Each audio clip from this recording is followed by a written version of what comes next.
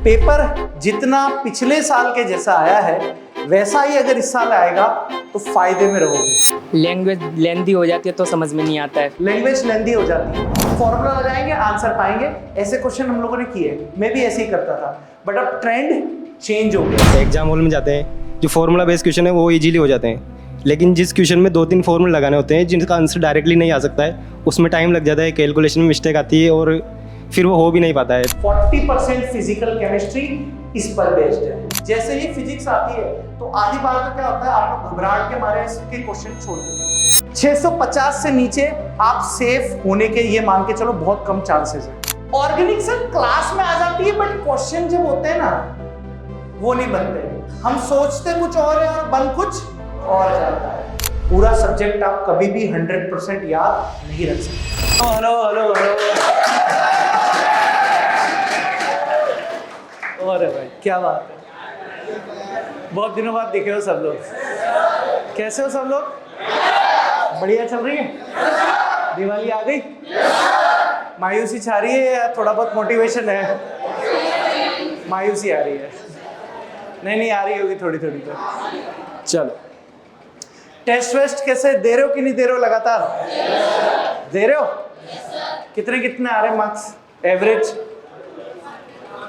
अच्छा, 400 वाले कितने, जरा हाथ खड़े करो। अच्छा, और 500 से ऊपर वाले? बैक बेंचर सारे 500 से ऊपर वाले, और आगे वाले 500 से कम वाले? चलो कोई बात नहीं। अब सबसे पहली बात तो ये है कि अभी आप लोग सोच रहे होंगे कि सर शाम का टाइम है, दिवाली का टाइम है, बाहर मार्केट के अंदर बहुत सारा उजाला है, बहुत सारी रोशनी दिख रही है इधर उधर, क्योंकि मैं भी कभी स्टूडेंट था। तो ये सेशन इसलिए कराया गया, देखो मैं आपको ऑनेस्टली बताता हूँ, आप में से बहुत सारे ये बताओ रिपीटर कितने हैं? रिपीटर हैं? पिछले साल का पेपर दिया था? अच्छा, बहुत बढ़िया बात है। तो देखकर कैसा लगा था? अच्छा लगा? हाँ, तो पेपर का लेवल अब ऐसा ही आना चाहिए। अब आप, हो सकता है कि आप में से बहुत सारे लोग कहेंगे कि सर आप तो टेंशन दे रहे हो, लेकिन मैं आपको सही बता दूं, पेपर जितना पिछले साल के जैसा आया है वैसा ही अगर इस साल आएगा तो फायदे में रहोगे। आप लोगों को शायद पता होगा इस साल हिंदी मीडियम के नंबर ऑफ सिलेक्शन जो हैं वो काफी ज्यादा बढ़ चुके हैं आपके, है ना? चाहे ऑनलाइन की बात करूं चाहे ऑफलाइन की बात करूं, और यदि आपके कुछ दोस्त हैं चाहे वो कहीं भी हों, है ना, तो आप देखोगे कि हिंदी मीडियम से नंबर ऑफ सिलेक्शंस बहुत ज्यादा हुए हैं। और अगर इनफैक्ट मैं बात करूं कि इस बार AIR भी हिंदी मीडियम से ही आई थी 1, ठीक है, पता होगा आप सभी लोगों को ये चीज, ठीक है। अब यहां से आप लोगों को पता है कि टाइम अब आप लोगों का अक्टूबर है, ऑलमोस्ट एंड होने वाला है, ठीक है। बचा कितना टाइम है? नवंबर, दिसंबर, जनवरी, फरवरी, मार्च, अप्रैल को मत गिनो। अप्रैल को क्यों गिनने को नहीं बोल रहा हूं? क्योंकि अप्रैल और मई में आप लोगों की ऑलमोस्ट टेस्ट सीरीज शुरू हो जाती है ना, मेजर टेस्ट सीरीज आप लोगों की शुरू हो जाती है, और उस मेजर टेस्ट सीरीज में आप लोगों के पास टाइम नहीं रह पाता है कि कोई भी नई चीज पढ़े, क्योंकि टेस्ट सीरीज का मतलब होता है आप लोगों को जो पुरानी चीजें हैं ना उसको आप जितनी बार रिवाइज करोगे ना उतना अच्छा रहेगा। पहली चीज तो ये है कि आपके पास मोटे मोटे से 4 से लेकर 5 महीने हैं, अगर आप अप्रैल को भी काउंट कर लेते हो तो। दूसरी चीज, अभी जितने भी बच्चे हैं, हो सकता है आप यहां पर पढ़ रहे हो, आप में से हो सकता है कुछ लोगों का बैकलॉग भी हो। बैकलॉग का मतलब ये होता है, ऐसा नहीं होता है कि सर क्या मैं आज से ही पढ़ना शुरू करूं तो मेरा सिलेक्शन हो जाएगा क्या? ऐसे YouTube पर वीडियो आपको मिल जाएंगी कि सर 1 हफ्ते में हमारा सिलेक्शन पूरा हो सकता है क्या? जैसे कई लोग होते हैं ना ऐसी कि सर कोई ऐसा उपाय बताओ, कोई ऐसी शॉर्ट ट्रिक बताओ जिससे 1 महीने पढ़कर हमारा सिलेक्शन हो जाएगा।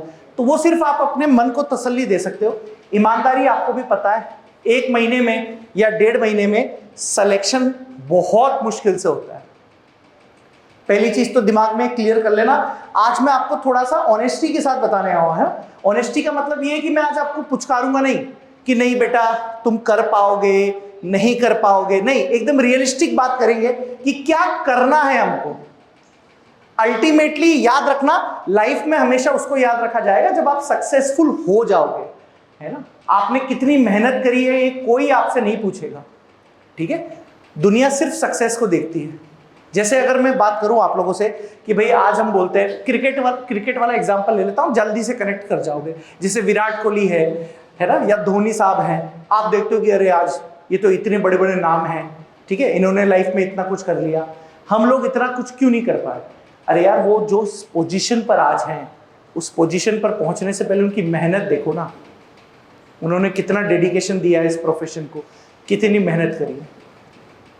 तो यही चीज आप लोगों के लिए भी होगी जब आप पीएमटी के अंदर सेलेक्ट हो जाओगे, जब आप अपने नीट को क्वालिफाई कर लोगे, और क्वालिफाई करने के बाद जब आप सक्सेस हो जाओगे ना, तब लोग आपसे ये नहीं पूछेंगे कि यार तुम्हारे ने 3 साल यहाँ पर कोटा में रहकर आपने ऐसा किया, या आपने 3 साल इतनी मेहनत करी, 2 साल आपने इतनी मेहनत करी। कोई आपसे कुछ नहीं पूछेगा, सब आपकी सक्सेस को याद रखेंगे।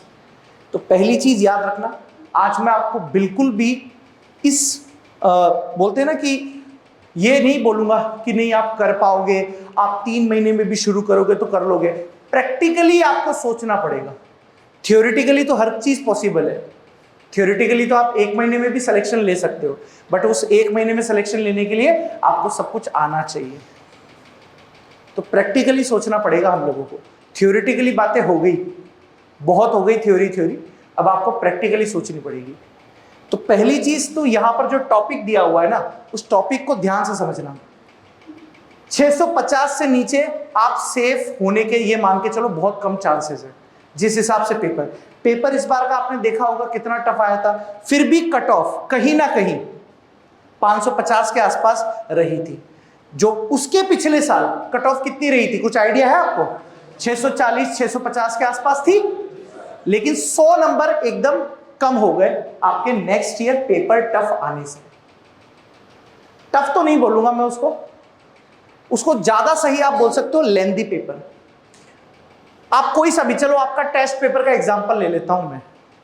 आप टेस्ट देने आते हो, जब आप टेस्ट देते हो ना एग्जाम हॉल के अंदर बैठकर, तो आप कुछ क्वेश्चन को तो अटेम्प्ट कर लेते हो। कुछ क्वेश्चन क्या होता है कि लेंदी होने की वजह से आपकी हैबिट क्या होती है, आप टेस्ट पेपर कैसे अटेम्प्ट करते हो, अरे इतना ये हो गया, इजी लैंग्वेज वाले फटाफट अटेम्प्ट कर लेते हो। थोड़ी सी भी हार्ड लैंग्वेज होती है ना, तो आप क्या करते हो कि नहीं यार ये हो नहीं पाएगा, अपन इसको बाद में देखेंगे। और वो वाला क्या होता है, टाइम कम होने की वजह से या किसी भी कारणवश वो क्वेश्चन आप लोगों से छूट जाता है। फिर जब आप उस क्वेश्चन को घर पर आकर देखते हो तो वो क्वेश्चन आपसे हो जाते हैं। कितने लोग मुझसे एग्री करेंगे कि कुछ क्वेश्चन ऐसे होते हैं जो घर पे आके सॉल्व हो जाते हैं लेकिन एग्जाम हॉल में नहीं हो पाते। एग्री करोगे ना? इसके पीछे का रीजन क्या है, कभी आपने सोचा नहीं होगा। इसके पीछे का एकमात्र रीजन होता है कि हम उस एग्जाम हॉल के लिए एडेप्ट नहीं हुए, अनुकूल नहीं हुए। क्यों अनुकूल नहीं हुए? क्योंकि आप देखोगे कि आपकी नीट का एग्जाम कब होता है, 2 बजे से लेकर 5 बजे तक, और इस टाइम क्या होते हैं आप लोग? सो रहे होते हैं, किसी की यादों में खो रहे होते हैं। नहीं जान रहा हूं मैं, बहुत दर्द छुपा है तेरी बातों में, है ना? हाँ कोई बात नहीं, अभी करवा चौथ निकली है लेकिन, है ना? हाँ कोई मतलब नहीं है भाई, सही बता रहा हूँ, वेस्टेज है कि सर आपको कैसे पता? अरे शादी हो गई ये पता है मुझे सब वेस्टेज है। अल्टीमेटली मैं आपको यही बताना चाहता हूं कि आप एडेप्ट नहीं हो, है ना? आप उस 2 से 5 बजे के बीच में कितना अपने माइंड को एक्टिव रख पा रहे हो, ये इंपॉर्टेंट। आप में से अधिकांश देखो, आप 2 से 5 के बीच में आपको नींद जैसा फील आता होगा, आपका माइंड ही एक्टिव नहीं होता है।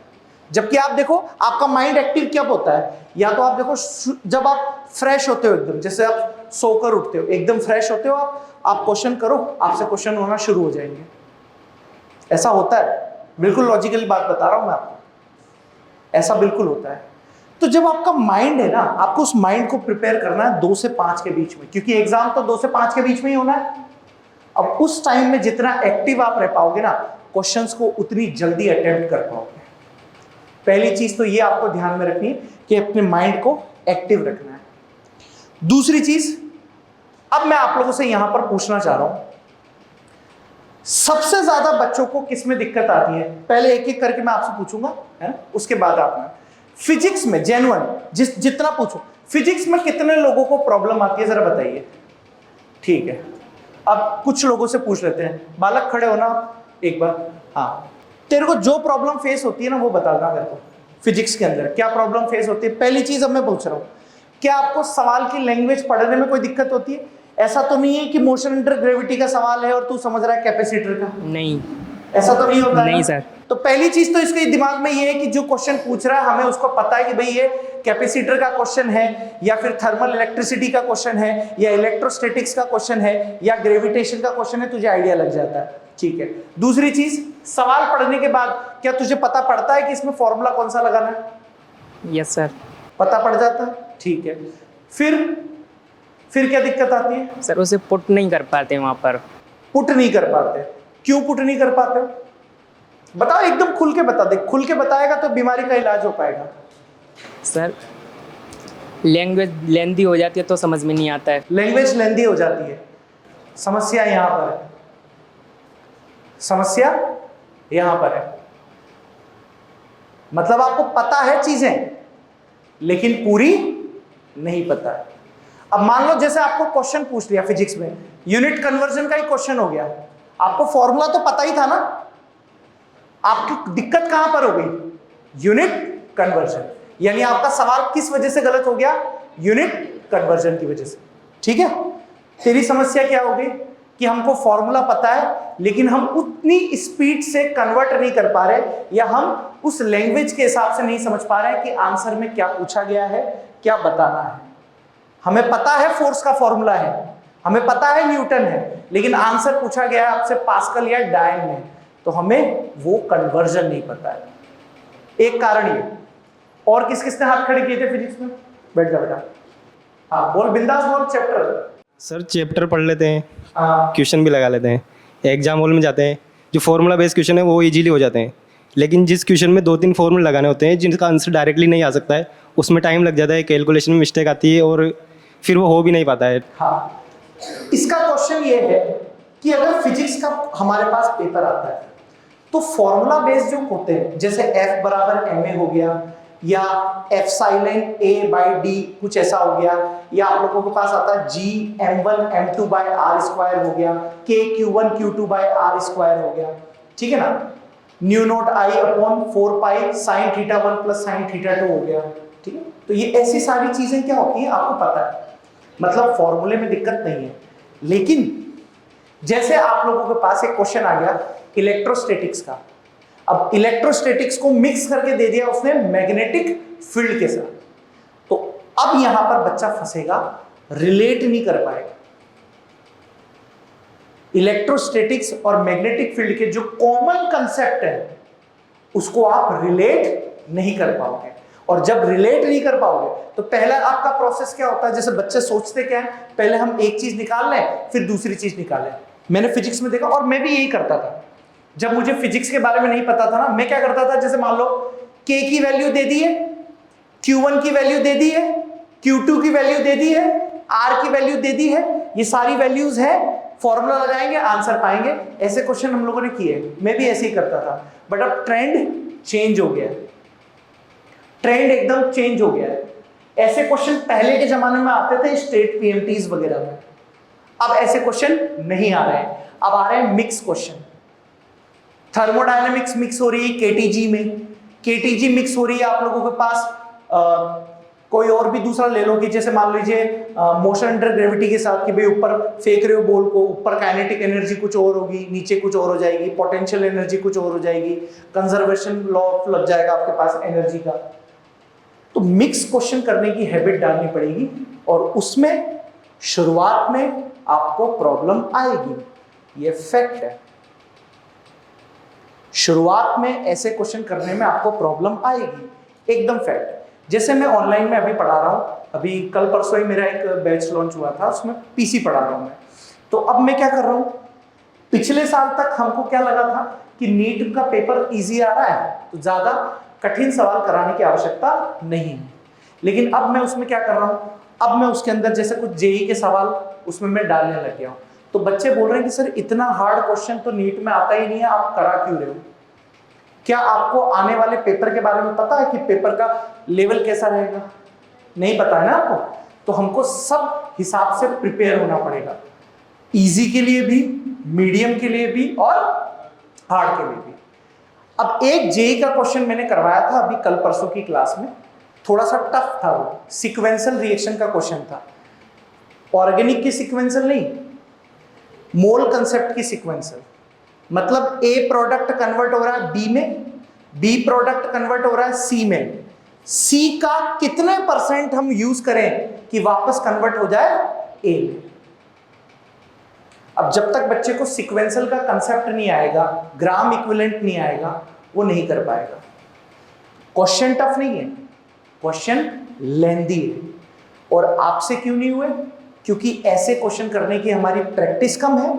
जब प्रैक्टिस कम है तो स्पीड कम होगी, स्पीड कम होगी तो कैलकुलेशन को फास्ट करने में हम जल्दबाजी करेंगे, कैलकुलेशन को फास्ट करने में जल्दबाजी करेंगे तो फाइनल आंसर में हमारे पास एरर आएगी। ये आपके सवाल का जवाब है, क्योंकि आप जो कर रहे हो उसमें है आपको प्रैक्टिस में कमी। जो भी आप टॉपिक कर रहे हो, यदि आप प्रैक्टिस को स्ट्रॉन्ग कर लेते हो, प्रैक्टिस, आप क्या सोचते हो जो टॉपर्स होते हैं कोई से भी कहीं भी पढ़ रहे हो किसी भी इंस्टीट्यूट में, ज्यादातर टॉपर्स क्या होते हैं 2-3 बुक्स सॉल्व कर चुके होते हैं, और जो क्वेश्चंस आप लोगों को दिखते हैं ना वो उन्हीं बुकों में से होते हैं। तो टॉपर 2, 5, 10 क्वेश्चन तो वो ऐसे ही टिका देते हैं फिजिक्स और फिजिकल केमिस्ट्री के, क्योंकि उनको डाटा पता होता है, इतनी प्रैक्टिस कर चुके होते हैं कि उनके पास ऑलरेडी वो दिमाग में डाटा फिक्स होता है कि हाँ ये इस तरीके से आएगा। आप खुद भी देख लो, आप कभी टेस्ट पेपर में ढंग से देखना, कोई ऐसा क्वेश्चन आपका जरूर फंसता होगा जो आप ऐसे सीधे टिक कर देते होंगे फिजिक्स या फिजिकल केमिस्ट्री में, आपको डाटा पहचानने में आ जाता है वो कि हाँ ऐसे क्वेश्चन का डाटा हम लोगों ने किया है, इस तरीके से होगा तुरंत। तो सिंपल सा लॉजिक है, प्रैक्टिस। अच्छा, तीसरी चीज, बैठ जा बेटा, बहुत अच्छा क्वेश्चन था ये, है ना।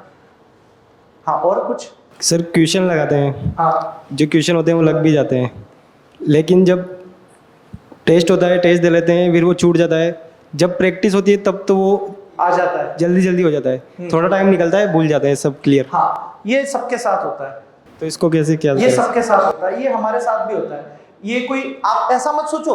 अच्छा, आप लोगों के मन में क्या होता है कि जैसे मैं केमिस्ट्री पढ़ा रहा हूं, तुम्हें क्या लगता है कि मेरे को केमिस्ट्री भी याद है? गलत सोच रहे हो भाई, गलत सोच रहे हो। पढ़कर आता हूं, हाँ, आई एम नॉट ब्रह्मा। मुझे अगर यहां पर पढ़ाना हो ना, एक चीज एकदम ईमानदारी से बता रहा हूं, मुझे अगर यहां पर कोई टॉपिक पढ़ाना हो, पहले मैं प्रैक्टिस करके आता हूं। सुबह मेरी 8, साढ़े 8 बजे क्लास लगती है फिजिकल केमिस्ट्री की, मैं 100 सवाल करके लेके जाता हूं। मेरे पास जो बुक है मैं 100 सवाल करके जाता हूं। बच्चा कुछ भी पूछ सकता है ऑनलाइन की क्लास में जो बैठा हुआ है, मैं 100 सवाल करके जाता हूं कि ये पूछेगा तो ये बताऊंगा, ये पूछेगा तो ये बताऊंगा। तो मेरे दिमाग में हर क्वेश्चन का जवाब रेडी रहता है कि हाँ बच्चा किस तरीके से पूछ सकता है, तो मैं रेडी हूं। लेकिन अगर आप मेरे से 4 महीने बाद पूछ लोगे कि सर इस कंसेप्ट का, मुझे एक बार देखना पड़ेगा, एक बार मुझे देखना पड़ेगा। हाँ, मुझे रिवीजन करने में टाइम कब लगेगा? जब मैंने 2014 में पहली बार पढ़ाया था ना मैंने, तो भाई मैं रात भर पढ़ता था सुबह पढ़ाने के लिए। फिर उसके 3 साल का जब मुझे एक्सपीरियंस हो गया, फिर मुझे ऐसे पत्ते पलटने पड़े। आप खुद भी देखो, जब आप बायोलॉजी पढ़ते हो पहली बार, तो किसी भी टॉपिक को पढ़ने में आपको ज्यादा समय देना होता है, लेकिन जब आप 3-4 बार उसको पढ़ लेते हो ना, तो देख के फिर काम चल जाता है कि हाँ इसमें ये है चेंज, इसमें ये टॉपिक है चेंज, इसमें ये कंसेप्ट है चेंज। तो जितनी बार आप रिवाइज करोगे उतना लंबे समय तक आपको ध्यान में रहेगा, याद नहीं रख पाओगे, याद नहीं रख पाओगे, ये याद रख लेना। पूरा सब्जेक्ट आप कभी भी 100% याद नहीं रख सकते, कोई भी नहीं रख सकता। और यदि आपको कोई बोल रहा है तो फिर वो ब्रह्मा का स्वरूप है ना, क्योंकि किसी को भी याद नहीं रहता। सब्जेक्ट हमेशा वोलेटाइल होता है। हर टीचर मतलब हर कोई सा भी टीचर हो, पढ़कर आता है पढ़ाने से पहले, कोई भी हो टीचर। मुझे तो याद है ना, मैं तो रहता ही हूं ना। मैं आपको भले ही स्टाइल मारने के लिए बोल दूं कि अरे मुझे तो याद है यार, मैं तो 10 साल पहले पढ़ी थी। 10 साल पहले का मुझे इतना ही पता है कि K Q1 Q2/R²। इसके अलावा तुम पूछ लोगे बताओ इस चार्ज को यहां से लेकर गए इधर गए पोटेंशियल डिफरेंस कितना है, नहीं बता पाऊंगा। एक सर क्वेश्चन लगाते हैं तो इजी क्वेश्चन होते हैं, इजीली लग जाते हैं। जब कोई लेंथी क्वेश्चन आ जाता है बीच में तो उसको लगाते हैं, उसको लगाने के बाद वो क्वेश्चन हो गया, फिर आलस आ जाते हैं, फिर आगे क्वेश्चन लगाने का मन नहीं करता है। तो अब इसका आंसर तो तुमने खुद ही दे दिया, आलस आ जाता है। तो वो हैबिट किसको बनानी पड़ेगी? आपको बनानी पड़ेगी ना। आलस क्यों आ जाता है? लेंथी आ जाता है क्वेश्चन तो थक गए, लेंदी आ खत्म जाता है तो आलस आ जाता है। खत्म। आलस नहीं करना है भाई, ऐसे कैसे काम चलेगा, है ना? आलस ऐसे नहीं करना, ठीक है? थोड़ा घुमा फिरा करो यार। घूमते हैं सर, घूमते हैं ना? हाँ, घूमने में सर, उसमें सर टाइम वेस्ट ज़्यादा हो जाता है। हाँ तो कम करो थोड़ा। जहां भी टाइम जा रहा है उसको थोड़ा कम दो, उसको बोलो कि भाई पहले सेलेक्ट हो जाते हैं फिर टाइम देंगे। फिर भी नहीं मान रही हो तो अपने दोस्त का टाइम दो। नहीं सर, दोस्तों के साथ ही घूम। चलो कोई नहीं, सिंपल से देखो, अपना टाइम टेबल सुधारना पड़ेगा आपको, ठीक है? पहले देख लो कि करना क्या चाहते हो लाइफ में, है ना? इस चीज को देख लेना। ये सारी चीजें मजाक अपनी जगह पर है, बट मैं आपको बोल रहा हूँ ये सारी चीजें जो होती है ना इस उम्र में, सबके साथ होती है, हमारे साथ भी हुई है, आपके साथ भी हुई है। आपको अट्रैक्शन फील होगा, सब कुछ होगा, तो सबके साथ होता है, इट्स नॉर्मल। ज्यादा इस पर स्ट्रेस लेने की जरूरत नहीं, बस इसको अपने ऊपर हावी मत होने दो, ठीक है? एकदम ऑनेस्टली बता रहा हूँ आपको, ये सारी चीजें होती है इस एज में, सबके साथ होती है, कोई नई चीज नहीं है। बस इसको अपने ऊपर हावी मत होने दो। इसको जितना कम करोगे उतना आपके लिए बेस्ट रहेगा। पढ़ाई पर आपको कंसंट्रेट ज्यादा रहना पड़ेगा बस। बाकी थोड़ा बहुत घूमो, थोड़ी बहुत बातें करो, कोई दिक्कत नहीं, स्ट्रेस भी रिलीज होना जरूरी है। बट ये है कि आपको ज्यादा ध्यान किस पे देना है? पढ़ाई पर। और पढ़ाई का कोई शॉर्टकट नहीं होता है। आप ये मत सोचो कि आप एक हफ्ते में या एक महीने में इधर उधर से कहीं पढ़ लोगे तो आपका सिलेक्शन हो जाएगा। उसके चांसेस बढ़ जाएंगे। रिवीजन करने का तरीका है, एक हफ्ते एक महीने के अंदर पूरा सिलेबस पढ़ना, ये आप लोगों का वे ऑफ मेथड हो सकता है रिवीजन का। बट सिलेक्शन के लिए आपको पूरे साल भर ढंग से लगना पड़ेगा। और अभी दिवाली के बाद आपके पास प्रॉपर टाइम है। यदि आप ढंग से भी पूरा सिलेबस को रिवाइज करोगे, एक स्ट्रेटेजी बनाकर कि ये फिजिक्स में इतने टॉपिक हैं, ये केमिस्ट्री में इतने टॉपिक हैं, ये बायोलॉजी में इतने टॉपिक हैं, और इन टॉपिक को करने से मेरे स्कोर हो जाएंगे 600 से 640 के आसपास, तो आप सेफ हो जाओगे। फिर उन्हीं टॉपिक की प्रैक्टिस करो, ठीक? और कोई समस्या? ठीक, बढ़िया। फिजिक्स में और कोई समस्या? बिल्कुल बिंदास बताओगे तो मैं सॉल्यूशन बता पाऊंगा। हाँ सर, फिजिक्स में ऐसा होता है कि मान लिया कोई क्वेश्चन हमने पढ़ा, अगर वो माइंड में एक टाइम उसका जो तरीका है वो सॉल्यूशन दिमाग में आया तब तो वो हल होगा, अदरवाइज हम कितनी भी कोशिश कर लें वो हल नहीं होता है। बिल्कुल, इसके पीछे का रीजन मैं आपको बता देता हूँ। चल मैं इसको है ना फिजिक्स की जगह पर मैं केमिस्ट्री से लेकर समझाता हूँ तेरे को, है ना? एक सिंपल सा एग्जांपल दे रहा हूँ मैं, जरा देख। जैसे एक क्वेश्चन मैंने ले लिया है आपके पास, Fe2O3 प्लस 6HCl। यहां पर आप लोगों के पास होगा FeCl3 प्लस 3H2O, 3H2, ये ले लिया हमने। ये केमिकल रिएक्शन है, ठीक है? इस केमिकल रिएक्शन का स्टोइकियोमेट्रिक कोएफिशिएंट यानी रस समीकरणितीय गुणांक कितना है वो आपको पता है। कितना? जरा अगर मैं बताऊं, स्टोइकियोमेट्रिक कोएफिशिएंट कितना है इसका? 1। इसका अब मैं आपको बोल रहा हूं कि मान लीजिए इसका वेट इन ग्राम आप लोगों को दिया हुआ है, मान लीजिए 100 ग्राम।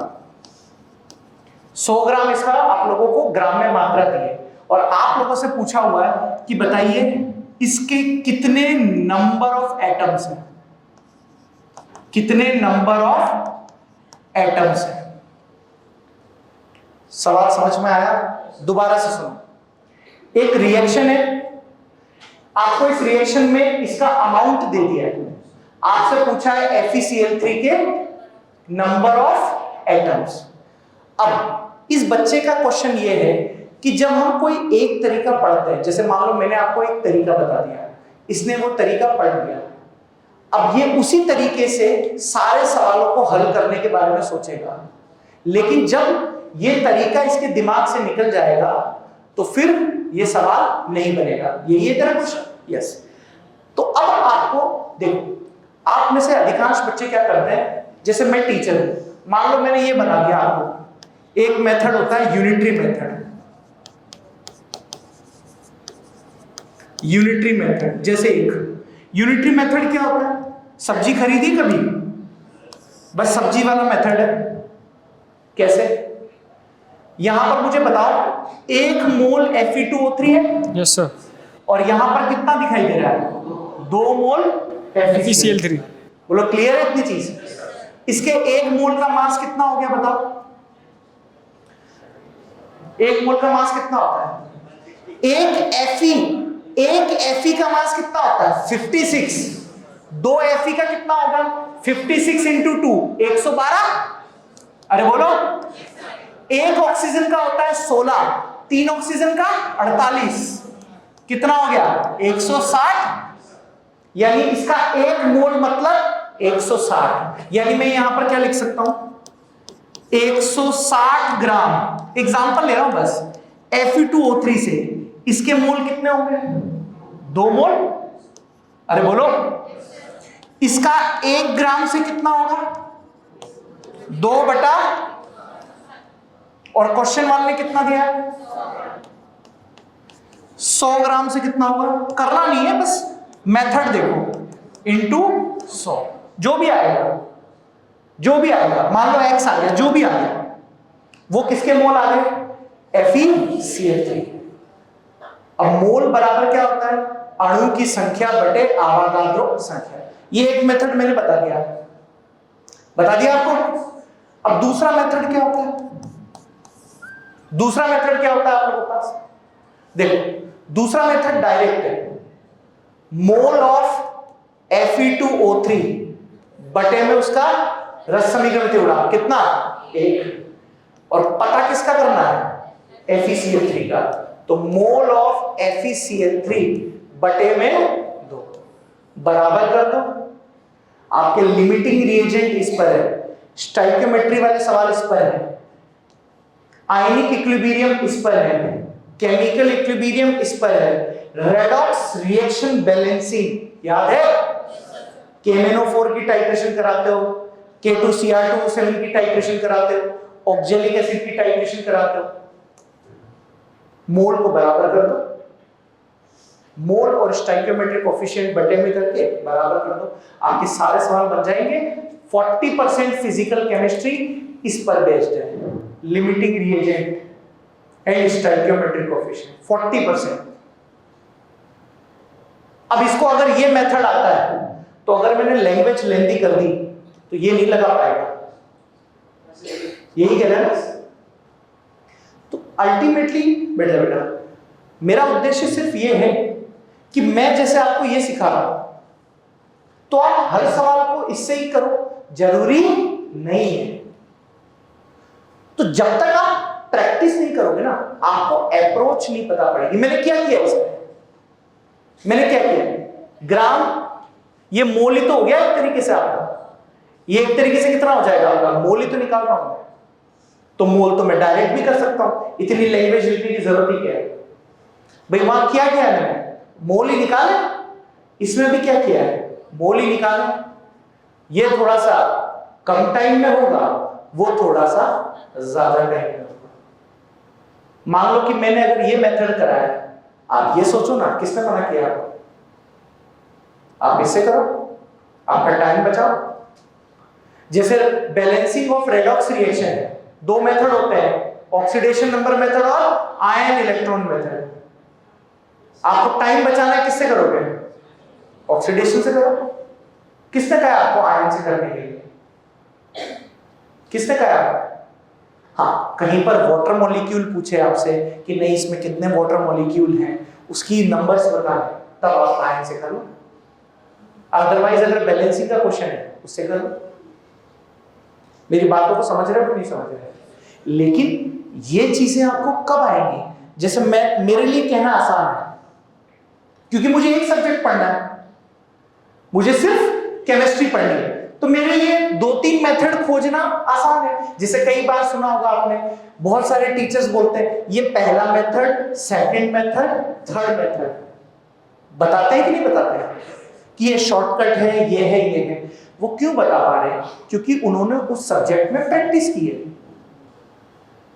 मैं केमिस्ट्री पढ़ा रहा हूं, मेरे पास टाइम ही केमिस्ट्री पढ़ने का है, तो मैं उसके अंदर सोच सकता हूं, लेकिन आपके पास इतना टाइम नहीं है। आपको बायोलॉजी भी करनी है, आपको फिजिक्स भी करनी है, आपको केमिस्ट्री भी करनी है।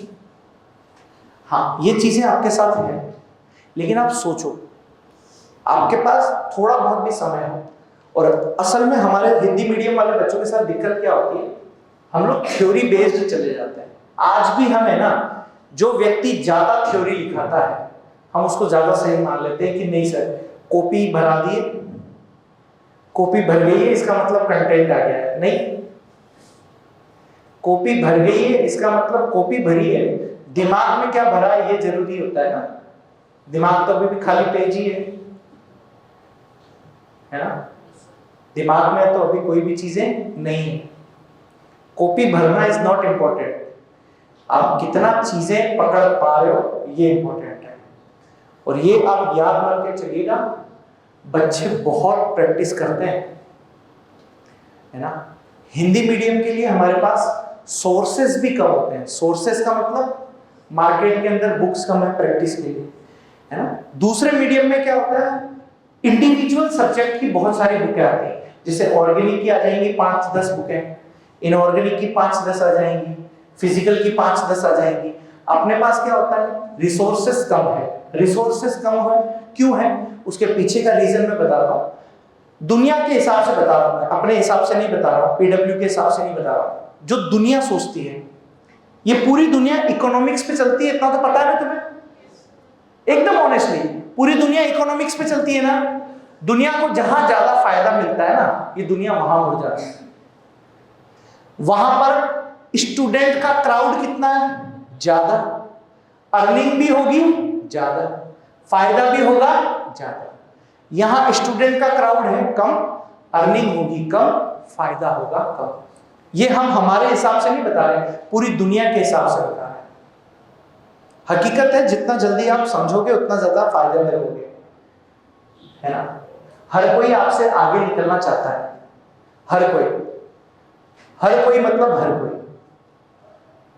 लिमिटेड सीट्स हैं, टाइम लिमिटेड है, कंपटीशन ज्यादा है, तो मेहनत आपको ज्यादा करनी पड़ेगी। दिवाली का वेकेशन आ रहा है, तो इस दिवाली के वेकेशन में भी आपको लग रहा होगा बहुत सारे लोग घर जा रहे हैं, आप में से भी जा रहे होंगे, मुझे कोई दिक्कत नहीं है। आप घर पे जाओ, 4-5 दिन रिलैक्स करो, आप अपने माइंड में सेट करो कि हमें अगले 4-5 महीने में क्या करना है। जा रहे हो आप, कोई दिक्कत नहीं, लेकिन एक चीज याद रखना, ये 4-5 दिन आप जो सोचोगे ना, ये रिजल्ट के रूप में लाना होगा आपको अगले 4 से 5 महीने में।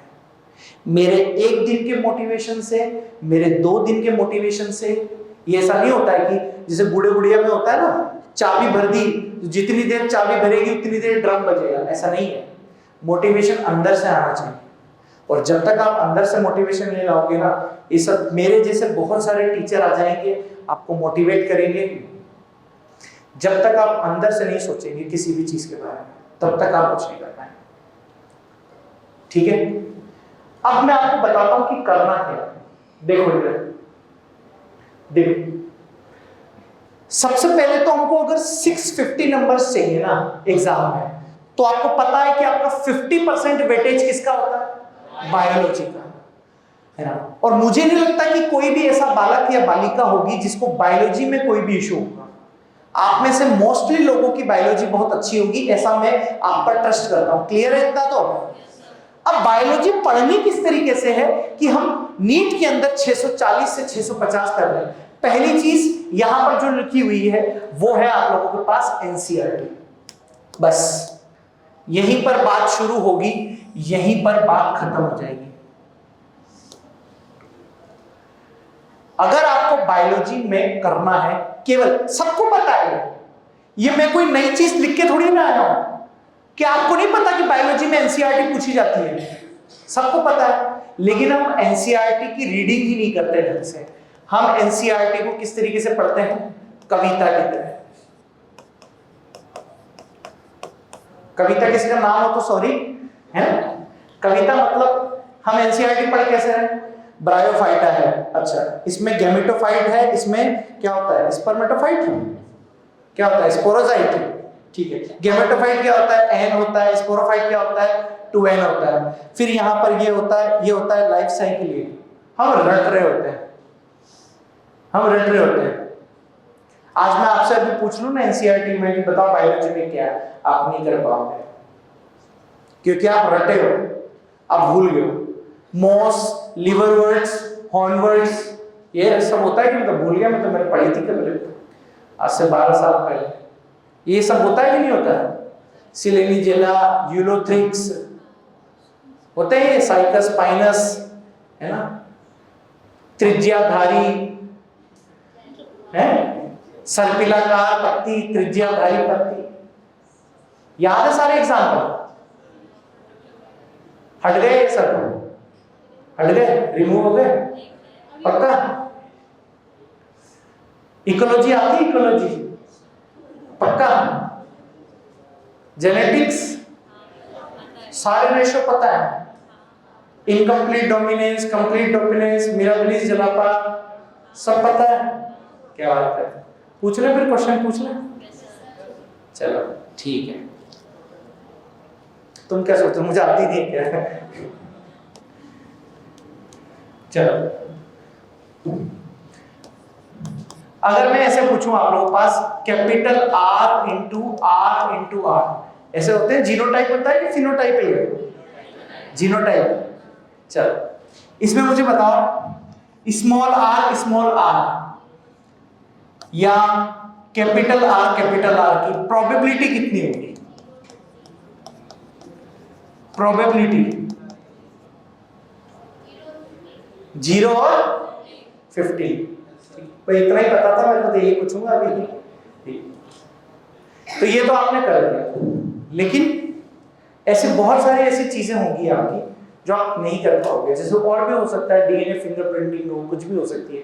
मतलब एग्जाम्पल बेस्ड जो चीजें होंगी वो आप भूल जाओगे एक समय के वजह। समझ रहे हो कि नहीं समझ रहे? ठीक है।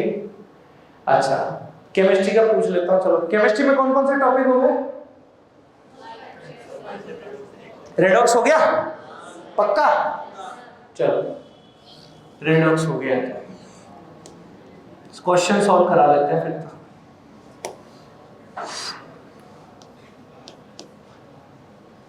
चलो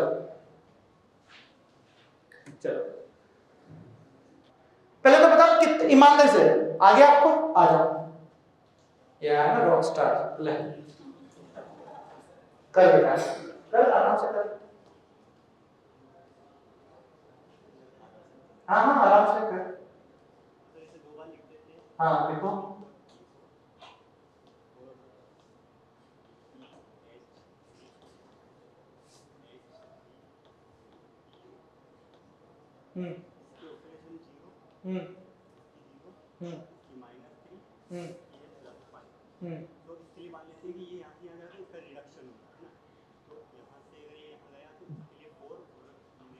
कितने लोगों को आ गया? ईमानदारी से मैं पूछूंगा नहीं, कितने लोगों को आ गया? आ गया? खड़ी हो। तो क्या आ रहा है तेरा कोफिशिएंट? P4 का कितना आ रहा है?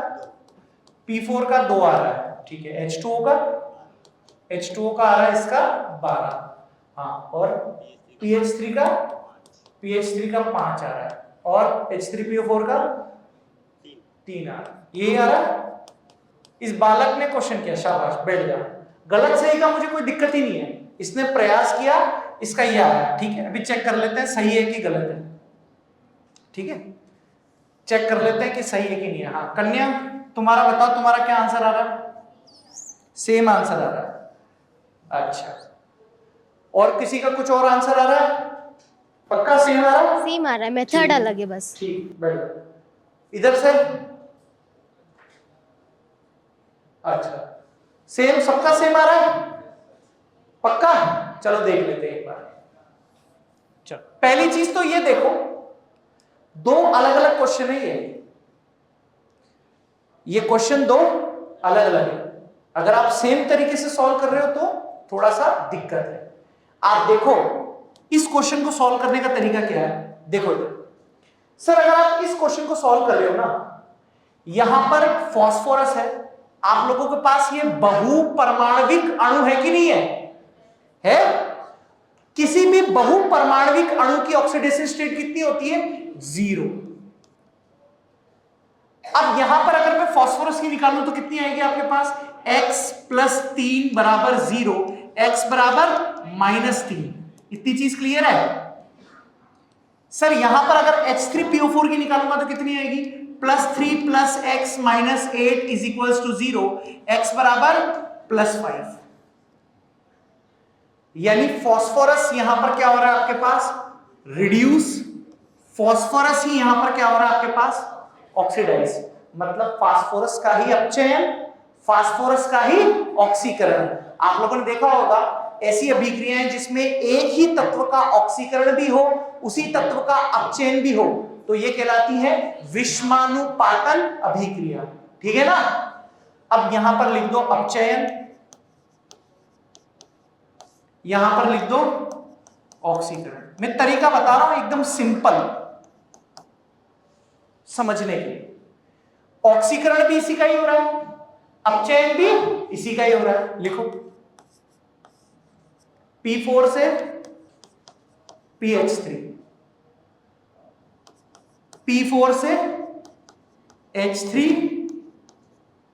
सबसे पहले क्या करते हैं हम? ऑक्सीजन और हाइड्रोजन के अलावा जितने भी तत्व होते हैं उसको बैलेंस करते हैं। यहां पर कितने हैं? 4। यहां पर 1, बैलेंस नहीं है। यहां 4 है तो यहां भी 4। यहां तक का मामला फिट है, कोई समस्या नहीं। सर यहां पर है 4, वहां पर है 1, इसका मतलब अभी बैलेंस नहीं है। क्या करना पड़ेगा? 4। ऑक्सीजन और हाइड्रोजन के अलावा हमने कर दिया बैलेंस। अब दूसरी चीज, सेकेंड स्टेप में क्या करते हैं? ऑक्सीजन को बैलेंस करते हैं। अब यहां ऑक्सीजन है क्या? तो बैलेंस की जरूरत। यहां ऑक्सीजन है, कितनी है? 4 × 4 16। कितने ऑक्सीजन के एटम? 16। तो 16 ऑक्सीजन के एटम कैसे बैलेंस करते हो? 16 H2O से। इस वाली साइड की इस साइड? इस साइड। हो गया। अब किसको बैलेंस करना है? हाइड्रोजन को। सर यहां पर 4 दिया 12, हाइड्रोजन को बैलेंस करते हो आप H+ से। इस वाली साइड की इस साइड? इस साइड। यहां पर लगा दोगे 12 H+। सर यहां पर आप चेक करते हैं, 4 दिया 12, यहां पर 16 दूनी 32। इसका मतलब बैलेंस नहीं है। यहां है 32, यहां है 12। H+ कहां लगाऊं? इस वाली साइड की उस वाली साइड? उस वाली side. 20 H+। Oxygen balance, hydrogen balance. अब किसको बैलेंस करना होता है? चार्ज, इलेक्ट्रॉन नहीं, चार्ज। इस वाली साइड में कितने नेट H+ हैं? 12, यानी प्लस का 12 है। यहां चार्ज है क्या? यहां चार्ज नहीं है। तो इसका मतलब इस प्लस के 12 को 0 में बदलने के लिए कितने इलेक्ट्रॉन दूं कि 0 में कन्वर्ट हो जाए? यानी यहां पर आपको क्या लिखना पड़ेगा? 12। ठीक है, बोलो। सर दूसरी साइड करते हैं। दूसरी साइड H2O न्यूट्रल है, P4 न्यूट्रल है, H3PO4 न्यूट्रल है, 20 H+। इसको न्यूट्रल करने के लिए क्या करना पड़ेगा? 20 इलेक्ट्रॉन इधर। चार्ज हो गया बैलेंस।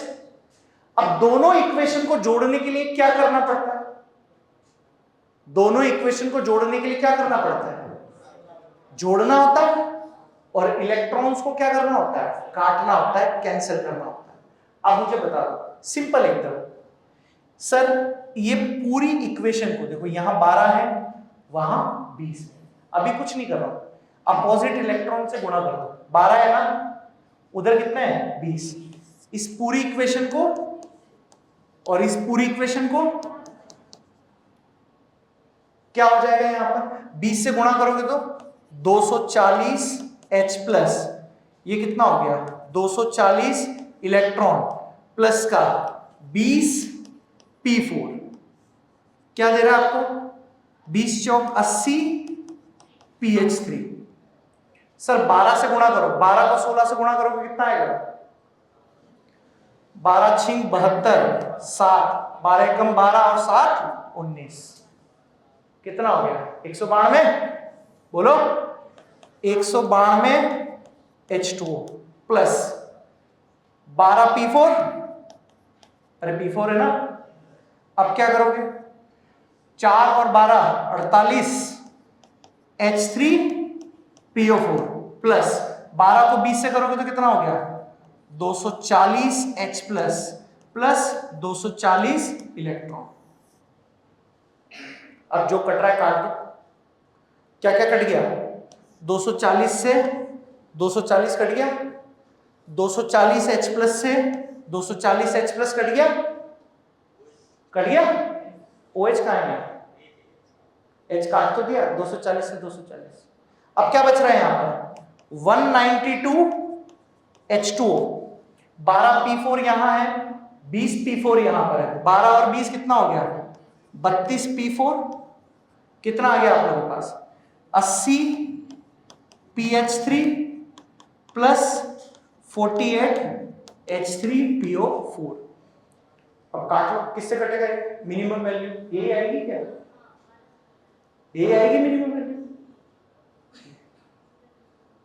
ये आप लोगों के पास है। ठीक, ये मैंने इजी, मैं तो डायरेक्ट भी कर सकता था, जो इसने किया ना, इसने कैसे किया था? ये कौन सा मेथड हो गया? Ion electron method. इसने कौन सा किया था? ऑक्सीडेशन नंबर से एन फैक्टर निकाल के सीधा कर दिया था। अब इसने जल्दबाजी में कैसे कर दिया? क्योंकि इसने ऐसे क्वेश्चन की प्रैक्टिस की है। मैं आपको यही बताना चाह रहा था। मुझे दोनों मेथड आते हैं, कैसे पता करोगे?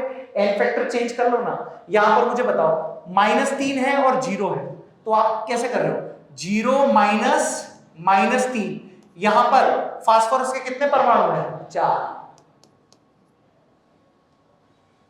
0 से किस में जा रहा है? 5 में। चेंज कितने का आएगा? 5, यानी यहां पर 5 - 0 कितने हैं यहां पर? 4।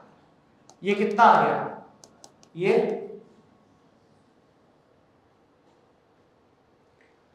तो डिपेंड करता है कि आपको कितने से आता है। समझ रहे हो कि नहीं समझ रहे? आपको प्रैक्टिस करनी पड़ेगी। तो मेरे कहने का मतलब आप समझ रहे होंगे कि तरीके कोई से भी हो सकते हैं। इसने फास्ट तरीके से कर लिया, मैंने आपको लॉन्ग मेथड बता दिया। हो सकता है किसी को ऑक्सीडेशन नंबर आता हो सकता हो किसी को आयन वाला आता हो। तरीके एकदम सही है, तरीके दोनों सही है। फैसला आपको करना है कि कौन सा करोगे, ठीक है ना? अब देखो, तो पहली चीज आपको यह समझ में आ जाएगी कि आपको करना क्या है। जैसे बायोलॉजी में आप लोगों को मैंने बता ही दिया है कि बायोलॉजी में आपको सबसे पहले ध्यान किस पर देना है? एनसीईआरटी पे। दूसरी चीज डायग्राम्स, क्योंकि अगर आप देख रहे हो, अगर आप डायग्राम्स देख रहे हो तो डायग्राम्स में आप लोगों को कुछ चीजें पता होगी। जैसे आप बीते कुछ सालों में देख रहे हो कि नीट के अंदर डायग्राम्स पूछे जा रहे हैं, उस डायग्राम में आप लोगों से पॉइंट्स पूछे जा रहे हैं, बताओ ये कौन किसका डायग्राम है, ये किसका है। तो ये चीज भी आप लोगों से आ रही है कि नहीं आ रही है? यस। इसके अलावा कुछ मेन पॉइंट्स जो आप लोगों के एनसीईआरटी के होते हैं, जहां से एग्जाम्पल बेस्ड चीजें आप लोगों के पास आती है, ये आप लोगों को ध्यान में रखना पड़ेगा। तो मतलब बायोलॉजी पर आपको सबसे ज्यादा ध्यान देना पड़ेगा। और बायोलॉजी का रिवीजन कैसे करना है आपको, ताकि आपको लंबे समय तक बायोलॉजी याद रख पाओ, तो ये है आप लोगों के पास तरीका, ये है आप लोगों के पास तरीका। जितनी बार आप एनसीईआरटी पढ़ोगे, जितनी बार आप पीवाईक्यू करोगे, एनसीईआरटी से पढ़ने से क्या होगा? बार बार यदि आप एनसीईआरटी पढ़ोगे तो आप लोगों को चीजें लंबे समय तक ध्यान में रहेगी, और जितना पीवाईक्यू लगा लोगे आपको कॉन्फिडेंस आ जाएगा उस टॉपिक में। अगर आपको किसी टॉपिक में कॉन्फिडेंस चाहिए ना, तो आपको पीवाईक्यू लगाना पड़ेगा। अगर आपसे पीवाईक्यू बन रहे हैं, इसका साफ मतलब है कि आप उस टॉपिक से रिलेटेड चीजों को अच्छे से पकड़ पा रहे हो। और यदि आपसे पीवाईक्यू बनने में दिक्कत आ रही है, तो आपको अभी उस टॉपिक पर और मेहनत करने की जरूरत है। तो अगर आपको यह लगता है कि सर मुझे ये टॉपिक आता है या नहीं आता है, तो एक चीज याद रखना, आपको उस टॉपिक के पीवाईक्यू करके देखने पड़ेंगे। और बायोलॉजी आपके लिए सबसे इंपॉर्टेंट रोल अदा करेगी आपके सिलेक्शन, कि किस तरीके से आप 650 नंबर ला सकते हैं।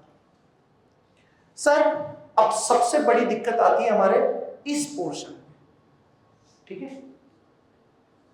जैसे ही फिजिक्स आती है तो आधी बार तो क्या होता है, आप लोग घबराहट के मारे इसके क्वेश्चन छोड़ देते हो, है ना। आपके मन में एक भय है, आपके मन में एक घबराहट है कि सर ये तो सॉल्व ही नहीं होगी, फॉर्मूला बेस आ जाएगा तो कर लेंगे, अगर थोड़ा बहुत भी आड़ा टेढ़ा क्वेश्चन आया तो नहीं कर पाएंगे। ये आपके मन में डर है, आपके मन में एक भय है, जबकि इस भय को आपको हटाना पड़ेगा।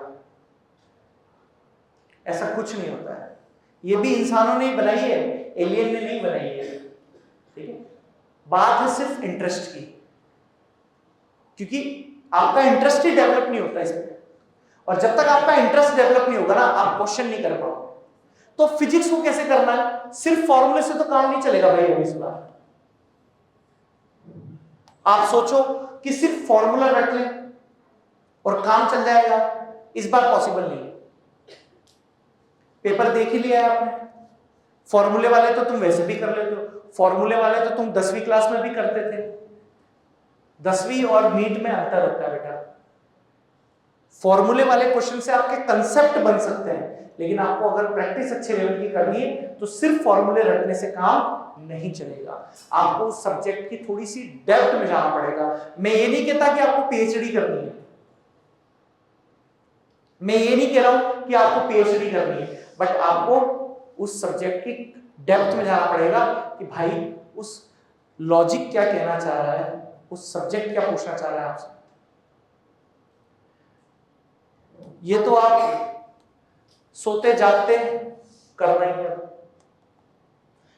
अगर कोई बंदा ये सोच रहा है, जैसे मैं ऑनलाइन क्लास लेता हूं तो अक्सर बच्चे बोलते हैं कि सर इतना न्यूमेरिकल्स मत कराया कर, तो फिर क्या कराया, भरतनाट्यम कराया क्या। तो आप ये सोचो न्यूमेरिकल तो करने ही पड़ेंगे। मैं फिर बोल रहा हूं, अभी आपको बोर फील हो रहा होगा, अरे यार सर बाहर देखो ना कितना उजाला है, शाम का समय है, हल्की हल्की सर्दी हो रही है, हाँ पटाखे वटाखे खरीद लेंगे थोड़े बहुत, है ना, फुलझड़ियां खरीद लेते हैं, मैं समझ रहा हूं, हाँ लेकिन ये भी जरूरी है ना।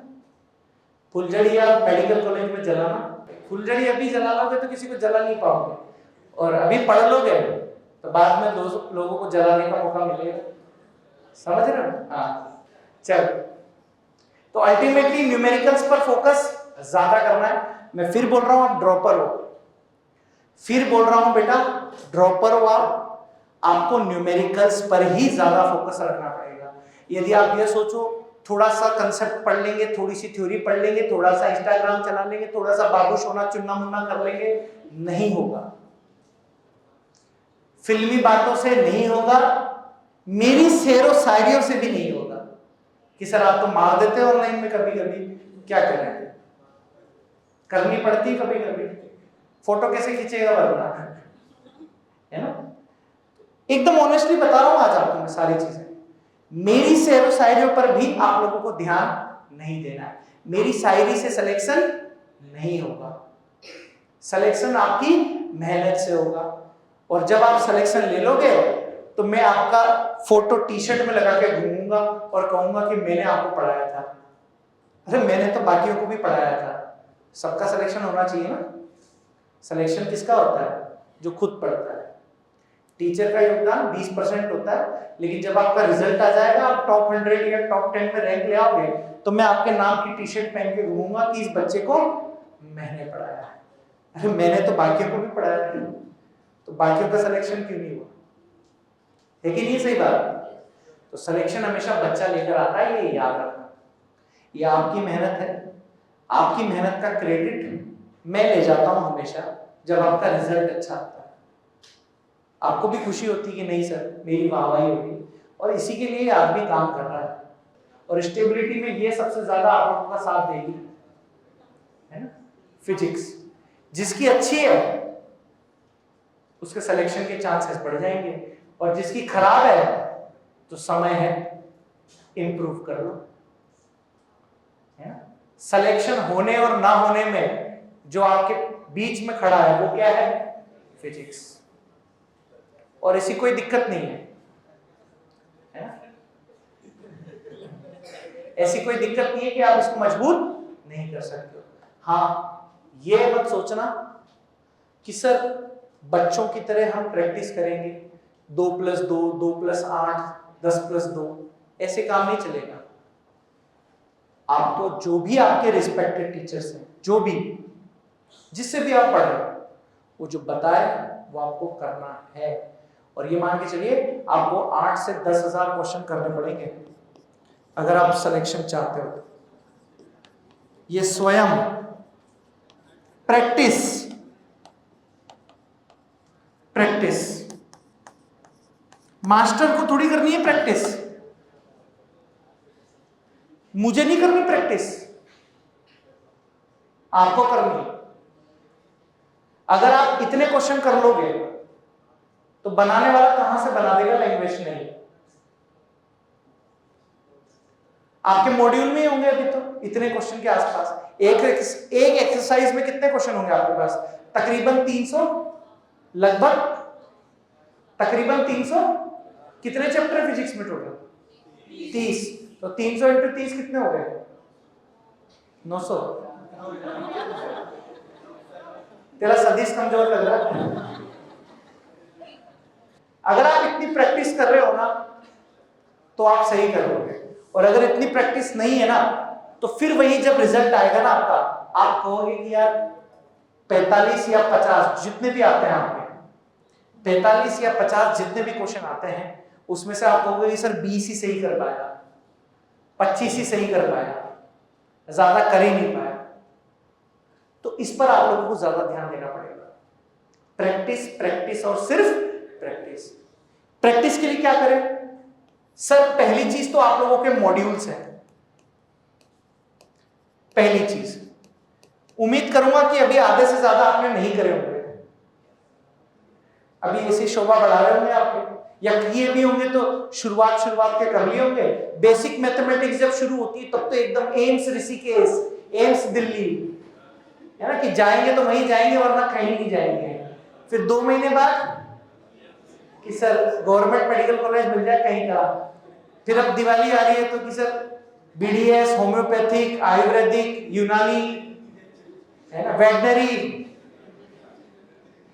4 महीने के आसपास बीएससी नर्सिंग, है ना, बीएससी नर्सिंग, या फिर सर मैं तो नहीं कर पा रहा हूं, है ना, यूपीएससी करेंगे, है ना, ठुकरा के मेरा प्यार इंतकाम देके, है ना, 4 साल बाद मुझे आईएएस बनता देखेगी, है ना। ये है दूसरी चीज क्लास नोट्स, जो कि आप बेहतरीन तरीके से कर रहे हैं, है ना। तीसरी चीज टेस्ट। कितने लोग ईमानदारी से सारे टेस्ट दे रहे हो? सारे टेस्ट दे रहे हो, एक भी नहीं छोड़ रहे हो? यार बहुत अच्छा कर रहे हो, यार बहुत अच्छा कर रहे हो। अगर आप सारे टेस्ट दे रहे हैं बहुत ज्यादा अच्छी बात है, क्योंकि जितना आप टेस्ट दोगे ना उतने डिफरेंट तरीके के लैंग्वेज सीख पाओगे। और अगर टेस्ट नहीं दे रहे हो तो फिर बात बेकार है। क्या आप टेस्ट देने के बाद उसका एनालिसिस कर रहे हैं? नहीं, एनालिसिस का मतलब उसको देखना नहीं होता है। एनालिसिस का मतलब होता है कि जो क्वेश्चन नहीं बने क्या आप उसको समझ पा रहे हैं? अगर इतना कर रहे हो बहुत सही। सर अदर सोर्स कहां से लेकर आए? मुझे बताने की आवश्यकता नहीं है, आपके पास सब कुछ है। सब कुछ का मतलब सब कुछ है, ठीक है। मैं तो नहीं बोल सकता कि आपको अदर सोर्स कहां से मिलेंगे, आप खुद समझदार हो कि अदर सोर्स आप कहां से ले सकते हो, है ना। अदर सोर्स आप कर सकते हो प्रैक्टिस के लिए। अदर सोर्स का मतलब कुछ भी हो सकता है ना। किसी दूसरे चीज के मॉड्यूल हो सकते हैं, कोई दूसरी जगह के मॉड्यूल हो सकते हैं, हो सकता है आपके पास कहीं से प्रैक्टिस शीट आ गई हो किसी और की, वो भी आप कर सकते हो। पढ़ाई के लिए जो बेनिफिशियल है उसको करो ना, आपको तो सिलेक्शन से मतलब है। अगर आपने इतना कर लिया बहुत है, इतना कर लिया आपने बहुत है। और एक चीज याद रखना, हर सब्जेक्ट को पढ़ने का तरीका अलग होता है। फिजिक्स और पीसी, इनका एक ही तरीका है पढ़ने का, और वो है क्वेश्चन प्रैक्टिस। आप क्वेश्चन प्रैक्टिस छोड़ दोगे, आप तुरंत भूल जाओगे सर। आप क्वेश्चन प्रैक्टिस करोगे तो यहां पर बने रहोगे। अगर आपने क्वेश्चन प्रैक्टिस नहीं करी तो आप सब कुछ भूल जाओ। तो फिजिक्स आपके सिलेक्शन के लिए बहुत ज्यादा इंपॉर्टेंट है, बहुत ही ज्यादा, क्योंकि अब जिसकी फिजिक्स अच्छी होती है ना, उसके सिलेक्शन के चांसेस बहुत ज्यादा अच्छे हो जाते हैं, क्योंकि बायोलॉजी और केमिस्ट्री 70% लोगों की अच्छी होती है। ये याद रखना, बायोलॉजी और केमिस्ट्री आपकी 70% लोगों की बहुत अच्छी होती है। सिलेक्शन में सबसे बड़ा रोल कौन अदा करेगी? आपका फिजिक्स, है ना। इसका मतलब ये नहीं कि बायोलॉजी पढ़ना छोड़ दोगे, नहीं, बायोलॉजी को आपको एनसीईआरटी ही पढ़नी है, एनसीईआरटी के अलावा और कुछ भी पढ़ने की आवश्यकता नहीं है। अब बात आती है भाई साहब केमिस्ट्री, ठीक है, मेरा विषय है, इसके बारे में मैं आपको ज्यादा ज्ञान दूंगा नहीं। क्यों सर, बायोलॉजी पे तो इतना दे दिया आपने ज्ञान, इस पे ज्ञान क्यों नहीं दोगे? आपको पता ही है, मुझे नहीं लगता किसी बच्चे को केमिस्ट्री में कोई इतनी बहुत ज्यादा दिक्कत आती होगी। केमिस्ट्री में मुझे नहीं लगता किसी को दिक्कत आती होगी। जैसे मैं शुरुआत करता हूं आपसे भौतिक रसायन, फिजिकल केमिस्ट्री में, मेनली ये होता है कि यहां पर टीचर ने पढ़ा दिया, आप उसको लिख लेते हो, लेकिन आप में से अधिकांश बच्चे उसको समझ नहीं पा रहे कि वो कहना क्या चाह रहा है। उसकी जो इंपॉर्टेंट बातें होती है वो आप लोग यहाँ पर मजाक मस्ती में क्या होता है, भूल जाते हैं। और जब आप क्वेश्चन करने बैठते हो ना, तो उसका लॉजिक नहीं पकड़ पाते। तो एक मेन रीजन ये होता है फिजिकल केमिस्ट्री और फिजिक्स के अंदर कि आप क्वेश्चन तो कर लेते हो, है ना, आपने यहाँ पर लिख लिया, उससे रिलेटेड अगर आ जाएगा फॉर्मूला बेस तो कर लोगे, अदरवाइज अगर कुछ ढंग का क्वेश्चन बना दिया तो नहीं बनेंगे। जैसे लेटेस्ट में आप देख रहे हो ग्राफ बेस वाले क्वेश्चन ज्यादा आ रहे हैं। पिछले साल का पेपर देखा था, 2 से 3 क्वेश्चन आ गए थे ग्राफ बेस्ड। एक एंडोथर्मिक या एक्सोथर्मिक का ग्राफ आया था और एक रेट वाला ग्राफ आया था। और ग्राफ वाले क्वेश्चन में आप लोगों के फॉर्मूले क्या हो जाते हैं, फेल हो जाते हैं। तब आपकी बेसिक नॉलेज काम आएगी। इसके बाद ओसी में कितने टॉपिक हो गए आपके? ओसी में तो ऑलमोस्ट हो गया, हाइड्रोकार्बन पूरा हो गया ना, यस। तो ऑर्गेनिक के रिएक्शन में किसी को कोई दिक्कत है? मुझे नहीं लगता। देखो नहीं, अगर है तो वो आपकी इंडिविजुअल समस्या है। ऑर्गेनिक में है ही क्या कि सर यहां से काम करो ना, एक्स को उड़ा दो, यहां पर H2 को लगा दो, ऐसे ही तो होता है। एक्स को उड़ाकर हाइड्रोजन लगा दो, यही तो होता है।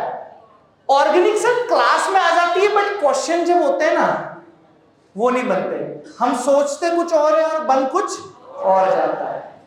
यही होता है ना कि सोच रहे होते हैं, मान लो कि कहीं पर ईथर बनना चाहिए, वहां पर एल्कोहल बन जाता है, और जहां बेंजीन बननी होती है वहां पर कुछ और ही बन जाता है। ऐसा होता है कि नहीं होता?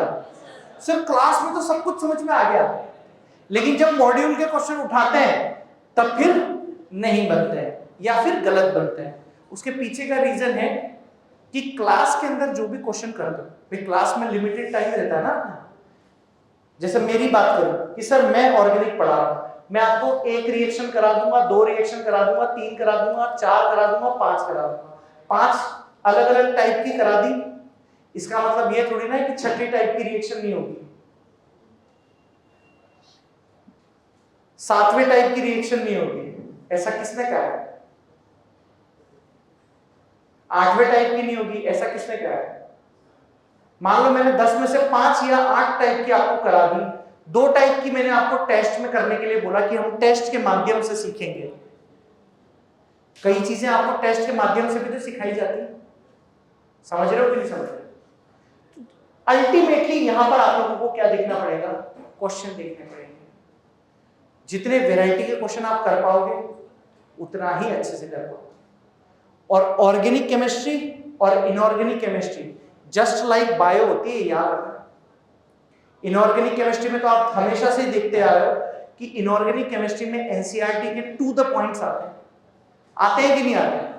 जितना आप एनसीईआरटी को ढंग से पढ़ोगे इनऑर्गेनिक केमिस्ट्री में आप अच्छा कर पाओगे, अदरवाइज आपको दिक्कत लगेगी। ओसी में भी यही है। ओसी में 3 चैप्टर छोड़ दो आप, नोमेनक्लेचर, जीओसी, समावेयता। इन 3 टॉपिक के अलावा आपको बाकी के सारे टॉपिक किसमें पढ़ने होते हैं? एनसीईआरटी। नोमेनक्लेचर यानी नामकरण, समावेयता और जीओसी, इसमें टीचर के नोट्स पढ़ने होते हैं आपको। जो भी आपके रिस्पेक्टेड टीचर्स हैं उनके नोट्स पढ़ो, मोर देन इनफ है। लेकिन hydrocarbon, haloalkane, haloarenes, alcohol phenol ether, aldehyde ketone, amines, biomolecule, इनके लिए आपको क्या प्रेफर करनी पड़ेगी? एनसीईआरटी। आप देखो आपके स्टेटमेंट वाले क्वेश्चन, जो आपके थ्योरेटिकल क्वेश्चन होते हैं ऑर्गेनिक में, उसमें आप दिक्कत करते हो। कौन से स्टेटमेंट वाले क्वेश्चन? जैसे फिजिकल प्रॉपर्टीज वाले, भौतिक गुण वाले, वो कम बन पाते हैं आपसे। सर इनऑर्गेनिक केमिस्ट्री में डी ब्लॉक पूरे के पूरे एनसीईआरटी के स्टेटमेंट्स आते हैं। कोऑर्डिनेशन कंपाउंड में एनसीईआरटी के स्टेटमेंट्स आते हैं। टी ब्लॉक एनसीईआरटी के स्टेटमेंट्स आते हैं। तो इनऑर्गेनिक केमिस्ट्री और ऑर्गेनिक केमिस्ट्री में सबसे ज्यादा आप लोगों को किस पर ध्यान देना पड़ेगा? एनसीईआरटी। समझ रहे हो कि नहीं समझ रहे इस चीज? बाकी तो सब चीजें आपको पता ही है कि फिजिकल केमिस्ट्री में किस पर फोकस करना है, प्रश्न अभ्यास पर। सर ऑर्गेनिक केमिस्ट्री में रिएक्शन मैकेनिज्म याद रहती है? मैकेनिज्म याद रख पाते हो? नहीं। कि सर आती नहीं है तो ध्यान क्या रखें? मैकेनिज्म आती नहीं तो ध्यान क्या में रखेंगे? लेकिन मैकेनिज्म यदि आपको आएगी ना, आप हर टाइप का क्वेश्चन कर पाओगे। जो आप रटते रहते हो ना, वुड्स रिएक्शन में NaHC निकालना है, वुड्स रिएक्शन में NaHC निकालना है ना? कुछ अटपटे से डायग्राम अगर बनाकर दे दिए ना, तो फिर वहां पर आपके NaHC नहीं निकलते। अगर अटपटे से डायग्राम में आपको बनाकर दे दें क्वेश्चन, फिर NaHC नहीं निकल पाता। तो मैकेनिज्म आना बहुत जरूरी है। और इनऑर्गेनिक में तो आपकी लाइन टू लाइन अगर होगी तो ही कर पाओगे। ठीक है? बिल्कुल बिल्कुल सही है इसका। सर इनऑर्गेनिक में एक्सेप्शंस होते हैं, बट आप वो एक्सेप्शंस आप रटते क्यों हो? मिक्स होकर क्वेश्चन आ जाता है ना? इनऑर्गेनिक का जब आप पेपर देखते हो तो उसमें अपवाद वाले क्वेश्चन भी मिक्स होकर आ जाते हैं। तो वो आपको प्रैक्टिस से ही होगा ना सारी चीजें। आप देखो कि किस वैरायटी के क्वेश्चन में क्या चीज पूछ रहा है। जैसे आप लोगों से पूछ सकता है सॉल्युबिलिटी का क्वेश्चन दे दे। सॉल्युबिलिटी में क्या होता है? आयनिक कंपाउंड कोवेलेंट दे दे, उसके बाद हो सकता है कोई इनसॉल्युबल कंपाउंड बीच में डाल दे।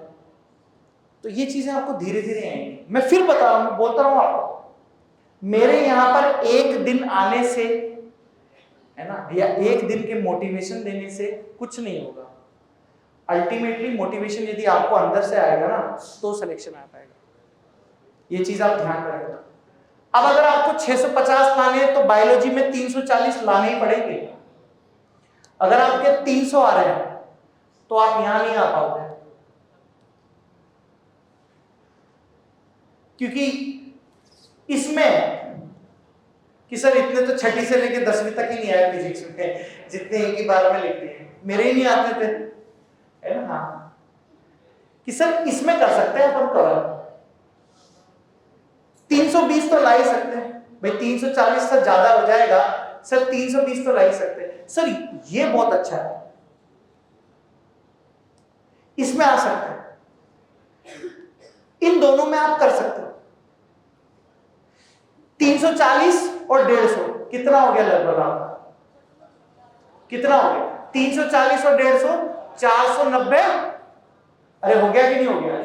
सर इसमें 150 अगर नहीं भी लाते है ना, इसमें मान लो 110 से 120 भी आ जाते हैं। 150 की बात ही नहीं कर रहा हूं, 110 से 120। और 110 से 120 लाने के लिए कितने सही करने चाहिए? 4 का डिवाइड कर लो, यानी लगभग 30 से 35 क्वेश्चन आपके कैसे जाने चाहिए? करेक्ट। मैं इनकरेक्ट की बात नहीं कर रहा हूं कि सर 15 क्वेश्चन तो इनकरेक्ट कर देंगे।